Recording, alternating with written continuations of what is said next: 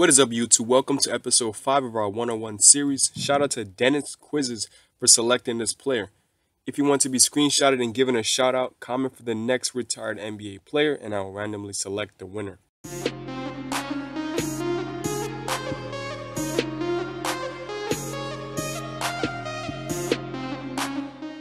Today we'll be talking about Alonzo Mourning, aka Zoe. Alonzo was known as a defensive rim protector, blocking shots left and right. He stood 6 feet 10 inches tall and played both the power forward and center position throughout his entire career. Alonzo Mourning was born in Chesapeake, Virginia on February 8, 1970. He had no interest in basketball as a child, but he was a tall fellow and had no friends, so he was practically forced to be a basketball player. It was the only option he really had for a tall little kid. Alonzo Mourning attended Indiana River High School in his hometown and got a state title with 51 wins in his junior year. Oh, and in his senior year, he averaged a triple-double, not just a regular triple-double, a triple-double with blocks, points, rebounds, and blocks. He was also declared the best player in the nation and was a McDonald All-American. Later on, he attended Georgetown and easily led the nation in blocks as a freshman and continued his reign of blocks and finished the rest of his 4 years there as well. Zoe was drafted first round second pick by the Charlotte Hornets. He had a monster rookie season, averaging 21 points per game, 10 rebounds per game, and a crazy 3.5 blocks per game. I bet you're guessing he took the award easily, but no, he came in second place. And I bet you're wondering what freak of nature could have topped those rookie stats. It was the big diesel himself, Shaquille O'Neal. He had a far better rookie season than him. He averaged 23 points per game, a mind-boggling 14 rebounds per game, and yet another stunning 3.5 blocks per game. Also, Shaq was the guy that was drafted ahead of him, so it was an intense Rookie of the Year award race. And it created a huge rivalry between Shaquille O'Neal and Zoe. But today we got rookies like Buddy Hield, Brandon Ingram, Dario Saric, and those guys on the top of the race. So I'm wondering, where did we mess up? Zoe was paired up with the reigning Rookie of the Year, Larry Johnson, who was an undersized athletic power forward. Okay, back to Zoe. He led the franchise in blocks that season in just under 50 games. However, his playoff success wasn't good at all. In his last season with the Hornets, Zoe and 6'6" power forward Larry Johnson led the Hornets to a 50-win season. They were ready to have a long playoff push. However, a man we all know, Sir Ernest himself, Michael Jordan, was not having that. So Michael Jordan destroyed them in just 4 games in the first round. Talk about waste of a 50-win season. I'm pretty sure that hurted Zoe, because that was just the icing on the cake with him and the Hornets. It turns out the impressive front court of Alonzo Mourning and Larry Johnson was actually creating conflict. Alonzo was not happy with Larry Johnson making fun of him for not winning the Rookie of the Year award. But in my opinion, that's not really fair because he has to go against Shaquille O'Neal. Alonzo wanted to prove his worth for the Hornets, so he demanded a huge contract for the team. The team did not want to give him that much money, so they countered the contract with a couple of millions off, but Alonzo didn't want that.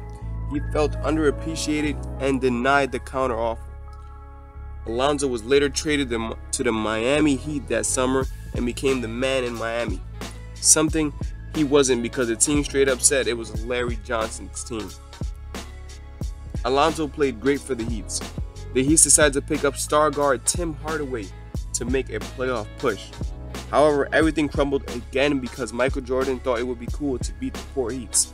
The next season, the Heat won 60-plus games, second in the Eastern Conference. This time, he wouldn't face Michael Jordan in the first round. Clever move by Miami. The Heat finally advanced to the second round, taking out the Orlando Magics. It appeared that they would fall to the rivals, the New York Knicks, but a huge brawl with Charles Oakley changed that, and that drastically changed the series, and they pulled out in 7 games. But Alonzo Mourning and his Heat ended up falling short yet again. Yep, you guessed it. It was against Michael Jordan and his Chicago Bulls, always killing everyone's dreams. So yeah, he got beat by the Bulls yet again. Hashtag poor Zoe. Comment that below. He had another season, and this time he was up against his ex-teammate, Larry Johnson, and things got sour on the court. They got in a mini brawl with Coach Jeff Van Gundy holding on to Alonzo Mourning's leg. Pretty dangerous if you ask me. The next season, he had probably the best season in his career. Too bad he continued to get bounced out of the playoffs. His individual success was there, but it was just not enough to take him far in the 90s. In one season, it turned out he was diagnosed with a kidney condition, which forced him to sit sidelined for a total of 5 months.